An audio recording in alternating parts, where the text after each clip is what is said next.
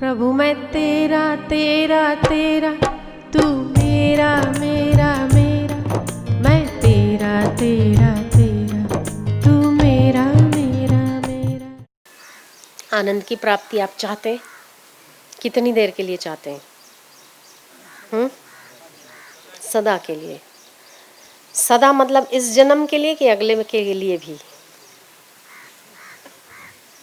इसी जन्म के लिए सदा मतलब ये जन्म समझे या अगला भी? सारे जन्म आप मुक्त हो जाओगे। अच्छा, मुक्त कैसे होगे? आपको कैसे पता? किसी बॉन्ड पे साइन किया है भगवान ने कि आप मुक्ति दे देंगे हम? कैसे मुक्त हो जाओगे? और मुक्ति क्या है बताओ? मुक्ति किसको कहते हैं? आप मुक्त होना चाहते हैं ना, मुक्ति किसको कहते हैं? कौन सा अनुभव आपको मुक्ति देता है? क्या आप जानते हो? कोई एक व्यक्ति मुझे बता दे, जिसके मन में, जिसके चित्त में जो भी बात हो कि मुक्ति इसको कहते हैं। बताओ, मुक्त मतलब क्या? साक्षात्कार किसको कहते हैं? साक्षात्कार मतलब मुक्ति, ठीक है। मुक्ति क्या होती है? क्या? परमात्मा में विलय, मतलब शरीर परमात्मा में चला जाए। जैसे मीराबाई कृष्ण में समा गई, ऐसे अपने आप को जान लेना। अपने आप को जान लेना कि हम परमात्मा है, हम ये शरीर नहीं है, ये जान लेना मुक्ति है। ठीक है, तो वो तो आपने सत्संग सुना है तो जाना ही है कि हम शरीर नहीं है। तो आपको मुक्ति का आनंद आता है? नहीं आता। आपने सुना तो है ना कि ये शरीर नश्वर है और परमात्मा शाश्वत है, ये आपने सुना है ना। तो आप मतलब जानते तो हो कि शरीर नश्वर। क्या आपको मुक्ति का आनंद आया है? आ रहा है अभी? आया है? नहीं आया। तो अब मुक्ति किसको बोलोगे?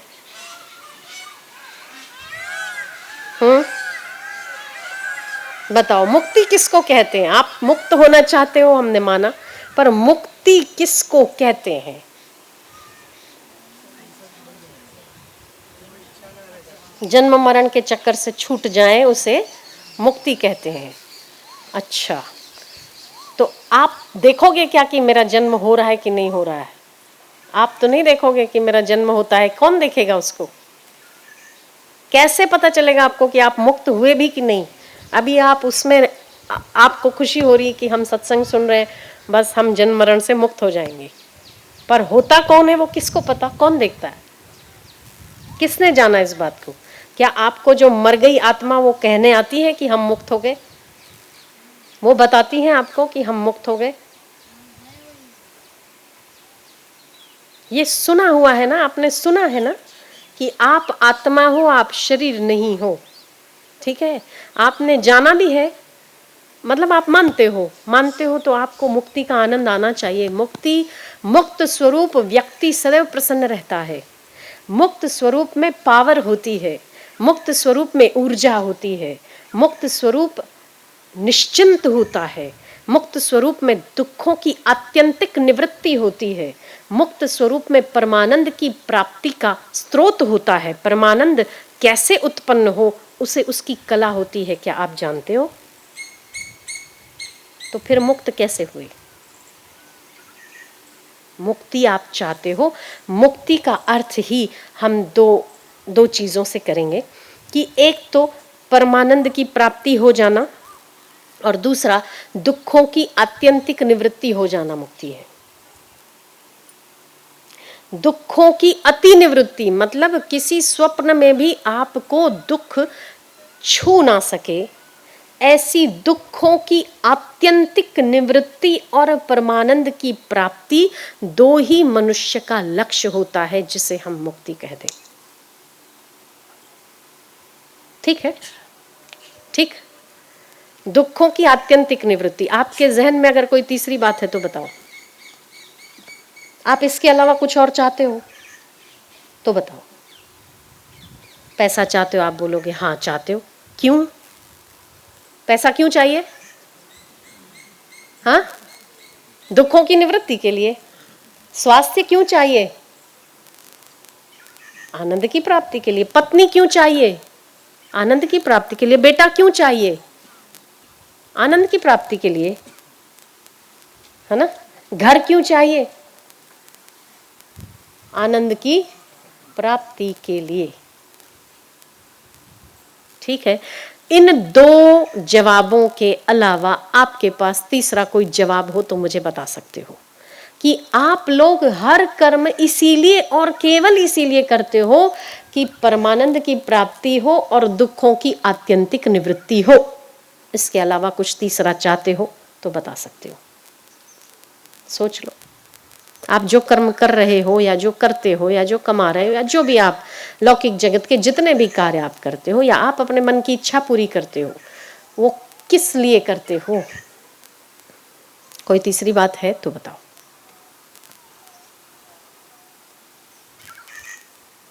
सोचो, है कोई तीसरी बात है तो हाथ ऊपर कर सकता है। आगे बढ़े। हाँ, फाइनल। परमानंद की प्राप्ति और दुखों की आत्यंतिक निवृत्ति ही आप चाहते हैं, इसके अलावा कुछ और चाहते नहीं है। ठीक है, सही बात है। अगर ये बात सही है तो हाथ ऊपर करो। ठीक है। अब दुखों की आत्यंतिक निवृत्ति और परमानंद की प्राप्ति आप चाहते हैं हर अवस्था में। अच्छा, अब आपको कहा जाए कि आपको 1 घंटे के लिए दुखों की आत्यंतिक निवृत्ति हो जाएगी और परमानंद की प्राप्ति 1 घंटे के लिए आपको होगी, तो आप टेंशन में आ जाओगे ना। इसके बाद मेरा क्या होगा? इसके बाद 1 घंटा मुझे मिलेगा, इसके बाद मेरा क्या होगा? सोचोगे ना। और आपके दूसरी वृत्ति उठेगी कि मुझे 1 घंटे के लिए नहीं चाहिए, मुझे हमेशा के लिए चाहिए। ठीक है। इसका मतलब आप दुखों की निवृत्ति सदा के लिए चाहते हैं। सदा के लिए दुखों की आत्यंतिक निवृत्ति और परमानंद की प्राप्ति आप सदा के लिए चाहते हैं और ये सभी चाहते हैं। ये सनातन सत्य है। इस जगत के जितने भी प्राणी, जितने भी पशु, जितने भी पक्षी और जितने भी जीव जंतु हैं, सभी यही चाहते हैं। ऐसा कैसे हो सकता है? हम जैसा चाहते हैं, हमारे जैसी मति तो पशु पक्षियों की नहीं है, पर फिर भी वो वही चाहते हैं जो आप चाहते हो। आप किसी रास्ते पर जाते हैं और किसी चींटे को देखते हैं, ठीक है, उसे आंखें नहीं होती है, उसे केवल आहट सुनाई देती है, आपके पैरों की चाप सुनाई देती है और आप देखोगे कि वो जो चींटा है वो भागकर रोड क्रॉस कर लेगा। क्यों? क्योंकि उसे मरना, उसे दुख नहीं चाहिए। क्यों भागता है? किस लिए भागता है? उसका जीवन इतना निम्न है, इतना शूद्र जीवन है कि वो मर जाए तो मुक्त हो जाए, दूसरी योनि प्राप्त होगी उसको, तो अच्छी बात है। दुख फिर भी वो चींटा भी नहीं चाहता है, इसीलिए भागता है। क्यों? दुख की आत्यंतिक निवृत्ति के लिए। एक कुत्ता रास्ते में देखते हैं, एक्सीडेंट से पीछे का हिस्सा उसका गायब हुआ है और 2 पैर उसके काम नहीं करते, केवल 2 पैर काम करते हैं। हमने यहाँ रोड पे देखा है। अभी जब गाड़ी आती है ना तो इतना तेज गति से दौड़ता है 2 पैरों से। क्यों? उसे दुख नहीं चाहिए, उसे नहीं चाहिए कि मैं मर जाऊं, उसे आनंद चाहिए इसी जीवन में, जिस जीवन में वो चाहे 2 पैर से चलता है और पीछे अपने शरीर को घसीटता हुआ रोड पार करता है। ऐसा कुत्ता भी थोड़ा सा सोचे तो उसे लगेगा मर जाने देना, एक बार मर जाए ये शरीर ताकि दूसरा जन्म मुझे स्वस्थ शरीर तो मिलेगा। उसके अलावा हॉस्पिटल्स में आधे 70% से ज़्यादा लोग जले हुए आपको नजर आएंगे। वो लोग भी जीवन की प्राप्ति चाहते हैं। जो कहते हैं कि मैं मर जाऊं तो सुखी हो जाऊं, ऐसे कहने वाले क्यों ऊपर से कूद नहीं लगाते? जो लगाते हैं वो लोग भी यही चाहते हैं कि अगला जन्म मुझे आनंद मिलेगा। फिर आत्महत्याएं भी क्यों होती हैं? कि अगला जन्म मुझे आनंद की प्राप्ति होगी और इस जन्म में दुखों की आत्यंतिक निवृत्ति हो जाएगी। इसीलिए आप इस जगत के जितने भी सवाल, उन सभी का एक ही जवाब, परमानंद की प्राप्ति और दुखों की निवृत्ति। केवल यही है और कुछ नहीं, इससे ज्यादा कुछ भी नहीं। तो अब दुखों की निवृत्ति चाहते हो तो 3 काम तो करने पड़ेंगे। ये सभी चाहते हैं, चाहे पशु हो, पक्षी हो, चींटे हो, मकोड़े हो, जितने भी इस जगत में स्थावर जंगम जो नजर आते हैं आपको, जिनको चित्त है, जिनको मन है, जिनको विचार है, वो सभी परमानंद की प्राप्ति चाहते हैं और दुखों की आत्यंतिक निवृत्ति चाहते हैं। तब पहला कर्तव्य आपका बनेगा सत्संगति। अगर तो परमानंद की प्राप्ति चाहते हो और दुखों की निवृत्ति चाहते हो तो सत्संगति करनी ही पड़ेगी। सत्संगति में क्या आता है? सत्संग, संतों की संगति, संतों की सेवा, यह सत्संगति है। आप सेवा करके ही संतों के साथ जुड़े रह सकते हैं, किसी और कारण से नहीं। ठीक है। महापुरुष और भगवान और भगवत प्राप्त महापुरुष केवल और केवल आपकी सेवा से ही जुड़े रह सकते हैं और कोई भी अन्य कारण नहीं हो सकता जुड़े रहने का। तो सेवा और सत्संगति आपका पहला उपाय है परमानंद की प्राप्ति का। मुझे ये कहने की आवश्यकता नहीं है कि एक ही व्यक्ति एक कुसंगति के कारण आपके समक्ष पतित होता हुआ आप देख सकते हैं और एक व्यक्ति एक ही सत्संगति से उन्नत होता हुआ देखा जा सकता है। एक मनुष्य के 2 बच्चे, एक माता पिता के 2 बच्चे, वही की वही परवरिश है, वही के वही माता पिता है, पर एक बेटा कुसंगति के कारण नशे में चूर है, उसे अपने कर्तव्य का भान नहीं है और आखिर वो दुखी होता है और परेशान होता है। दूसरा वही बेटा सत्संगति में है तो अपने भाग्य को संवारता है। एक ही माता पिता की 2 संतान ऐसी देखने को आपको मिलती है और वो सुखी होती है, ये उसकी उपासना का फल है।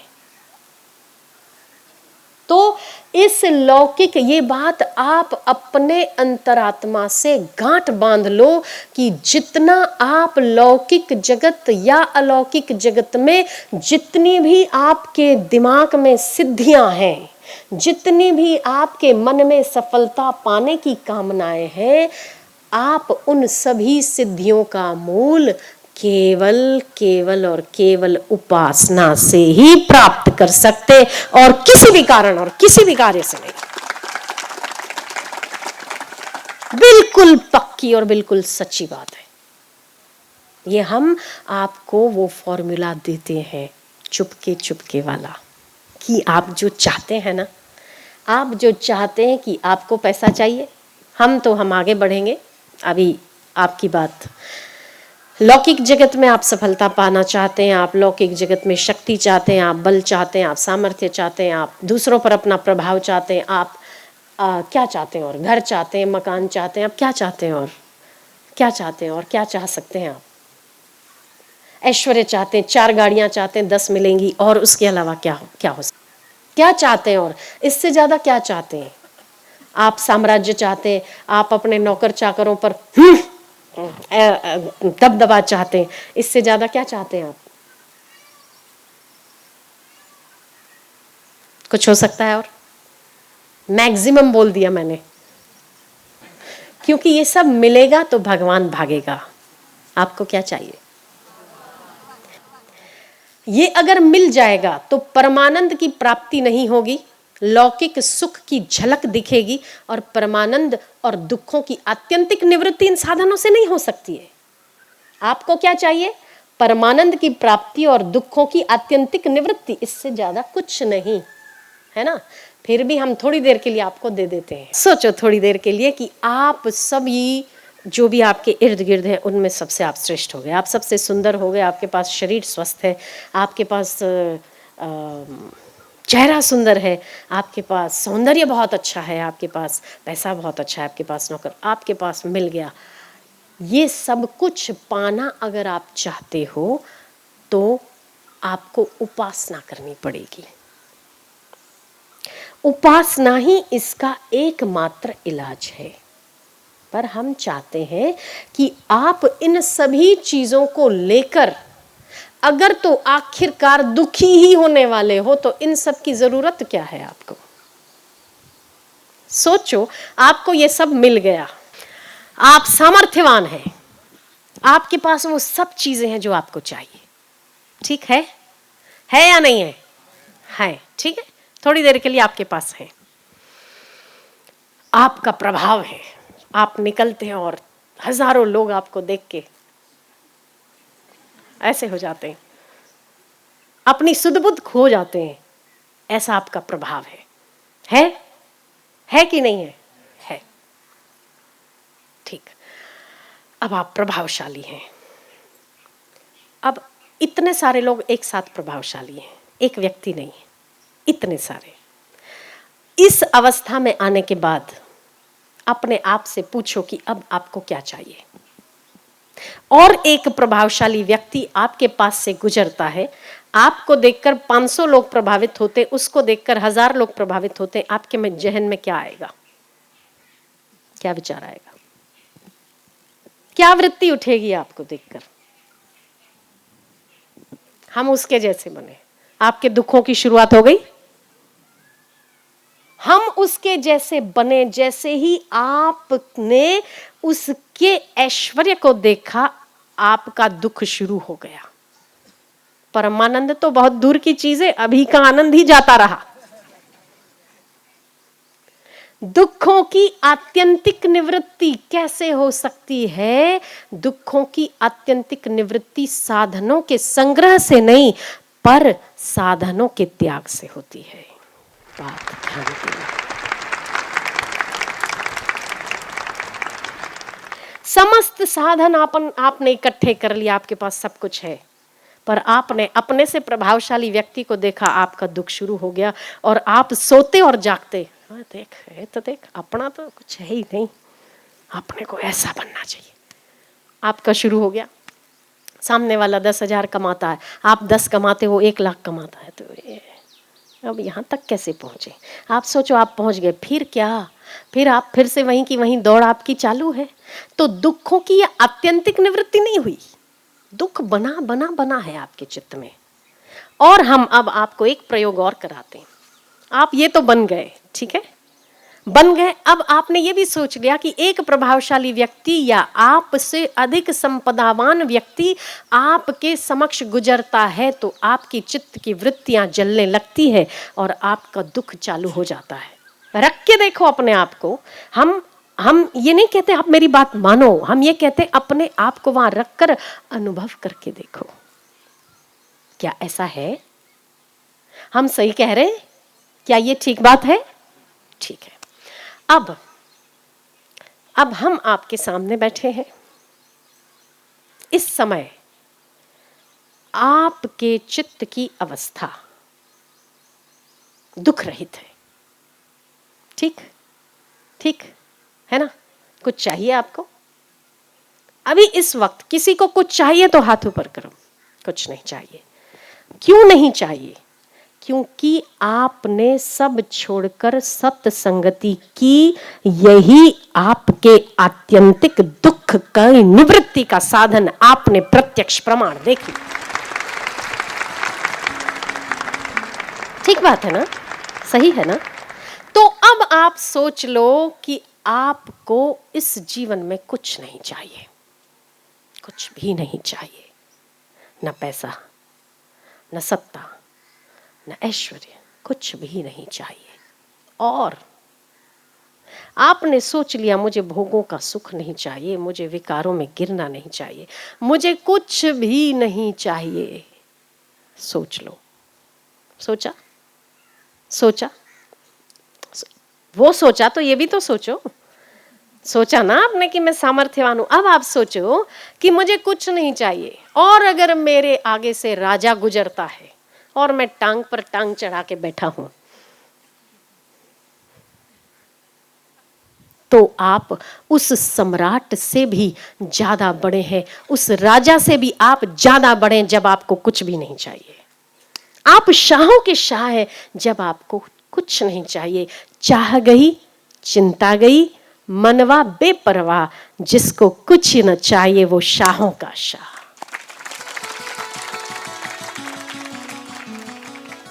तब आपके दुखों की आत्यंतिक निवृत्ति इच्छाओं की पूर्ति में नहीं, इच्छाओं की निवृत्ति में है। ये मानना पड़ेगा। दुखों की आत्यंतिक निवृत्ति इच्छा की पूर्ति में नहीं, वरन इच्छा की निवृत्ति में है। मानना पड़ेगा। आप अभी इसी वक्त मुक्त हैं। जानने की जरूरत नहीं है, जाने की जरूरत नहीं है, मानने की जरूरत नहीं है। आप इसी वक्त अभी अगर इच्छाओं को त्याग देते तो अभी आप शाह हैं। मुक्त किसको कहा जाता है? इससे अधिक और मुक्ति का आनंद क्या हो सकता है? आप सोच लो, आपको कुछ नहीं चाहिए। आपके सामने इस वक्त आपके प्रेमास्पद खड़े हो, आपके परमात्मा खड़े हो और वो आपको देखकर मुस्कुरा रहे हो और आप उसको देखकर मुस्कुरा रहे हो। आप सबसे धनवान हो कि नहीं हो? सबसे ज्यादा सुखी हो कि नहीं हो? हो कि नहीं? है ना? समस्त इच्छाओं की निवृत्ति में जो सुख है, इच्छाओं की पूर्ति में नहीं है। इसीलिए सत्य संगति आवश्यक है। अब वो सत्य संगति जो मैंने पहला उपाय बताया, सत्य संगति क्यों चाहिए? क्योंकि सत्य संगति में बैठने से आपके इच्छाओं की निवृत्ति होती है। ये सिद्धांत काम करता है कि आप जब इच्छाओं से रहित होते हैं तब आपको आनंद की प्राप्ति होती है। तो इच्छाओं की निवृत्ति संसार में तो हो नहीं सकती। संसार में तो आप अपने से ज्यादा प्रभावशाली को देखोगे तो उस प्रभावित हो जाते हो, पर संतों को देखते हो तब आपको भगवान याद आते हैं। संतों को देखते हो तब आपको सत्य स्वरूप परमात्मा की याद आती है और इच्छाओं की निवृत्ति होने लगती है। जब इच्छाओं की निवृत्ति होती तो आनंद की प्राप्ति होने लगती। जब आनंद की प्राप्ति होती है तब आप अपने आप से ज्यादा और किसी को सुखी और प्रसन्न अनुभव नहीं करते हो। तो अब इस सिद्धांत को मानना पड़ेगा कि साधनों के संग्रह में जो सुख नहीं है, साधनों के त्याग में उतना ही सुख है। अब हम जो शुरू हुए थे कि समुद्र जितना गहरा है उतना ही, जितना शांत है उतना गहरा है। इच्छाओं की निवृत्ति आपको शांति देती है, आपको गहराई देती है। आप जितने गहरे उतने ही आप ऊंचे हैं। तब अब आपको लौकिक या अलौकिक जिस जगत की सिद्धि चाहिए वो आपको बिना उपासना के नहीं मिल सकती। आपको गहरा उतरना पड़ेगा। जो आज इस वक्त जितने भी लोग आपको नजर आ रहे हैं और आपको लगता है कि इस व्यक्ति के पास बहुत कुछ है, इस व्यक्ति के पास सामर्थ्य है, इस व्यक्ति के पास नौकर चाकर हैं, जितने भी आप लौकिक जगत की सिद्धि देखते, उसके पीछे उसके किए हुए सत्कर्म और संगति का प्रभाव है। बाकी का दो तो हम बोले ही नहीं है। तीन उपाय है, परमानंद की प्राप्ति और दुखों की आत्यंतिक निवृत्ति। हम अभी तो एक पर चल रहे हैं। संतों की संगति दुखों की आत्यंतिक निवृत्ति करने का एक उपाय है।